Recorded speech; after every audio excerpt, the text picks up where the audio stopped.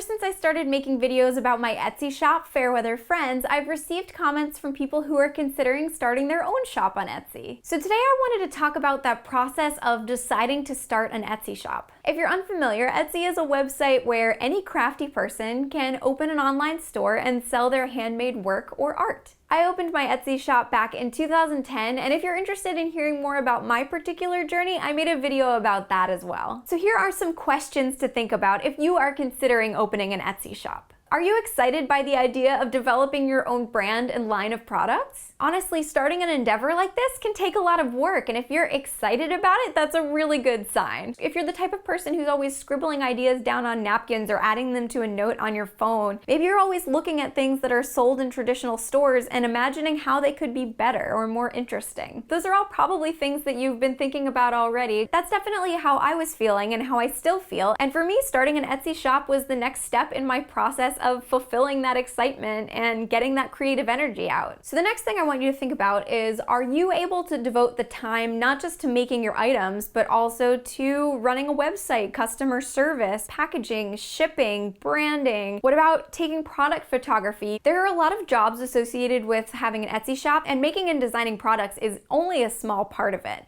I spend a lot of time driving back and forth to the post office or answering questions that people have, trying to reason with post offices because something weird happened with the tracking number and I'm trying to find a package that got lost. I feel like it's easy to forget those other jobs, but they're honestly just as important. How do you feel about the uncertainty of relying on people to find and buy your items in order for you to get paid for your work? And if waiting probably a while to get paid for work you're doing now isn't an option for you in your life situation right now, would you consider maybe offering digital products for sale or making items to order once they've already been purchased? This is something that's gotten harder for me as I've gotten older. I bought a house, I have a baby, and I can't just not be paid for hours and hours of work that I'm doing anymore. It does help that I happen to be married and that my husband has a more consistent paycheck than I do. It also helps that I've been doing this kind of thing since before I was financially independent, so a lot of the early legwork happened when I was living at home with my parents. And honestly, with an Etsy shop, there's no guarantee that people are even going to buy the stuff that you're making, and that can be scary at first, but sometimes taking the risk of investing time and money ahead of time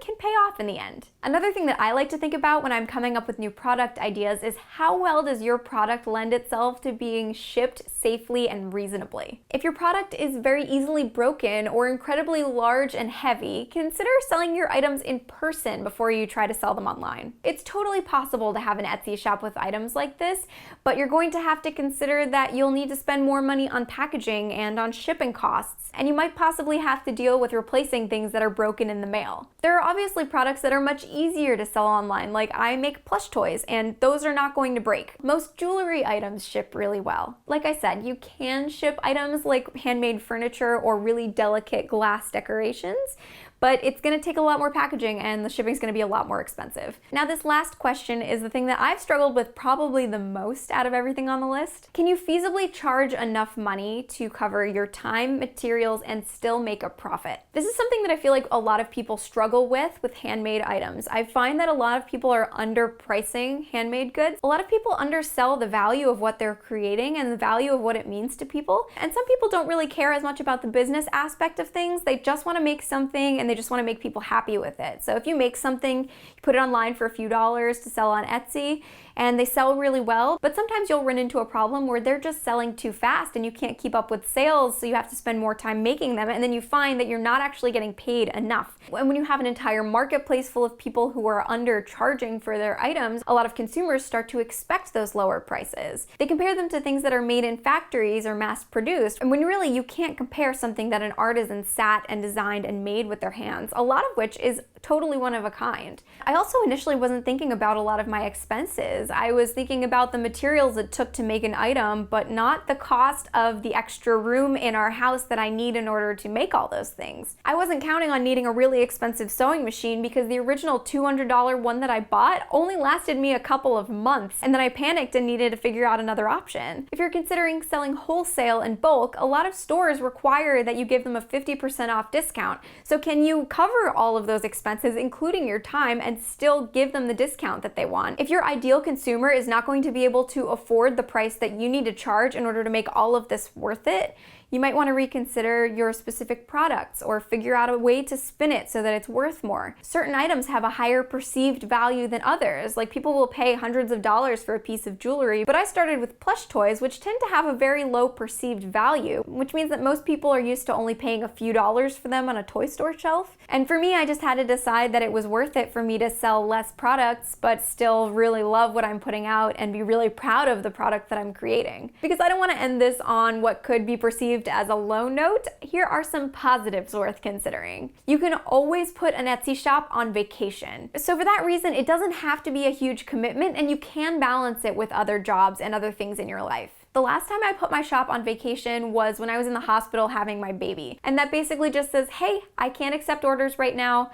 Sign up with your email and I'll let you know when I'm open again. You can also make as many or as few items as you want. You can make a ton of different designs, but have them all be one-of-a-kind items. Or you can design 4 or 5 things and just make as many of those items as you can to keep them in stock. You are your own boss in this kind of situation, so you get to have full control over everything, and you never have to make something that you don't want to make. You can always just say no. And best of all, you get to decide how much you put into it. I think it's pretty awesome, and I love the freedom that it gives me. So if you do decide to get started, I have a video series on branding for Etsy shops. So if you're interested in learning how to create a brand and incorporate it into your products and your packaging, definitely check that out. That and the other video I mentioned earlier will be linked in the video description below. I hope that this was helpful in leading you closer to deciding whether or not to open an Etsy shop. If it was, consider leaving me a thumbs up so you can help other future Etsy sellers to find my videos. And if you have any questions about starting and running an Etsy shop, leave them in the comments below. I might try and help you out in a future video. I'm wishing you the best of luck in your new venture. Thanks for watching, and I'll see you soon!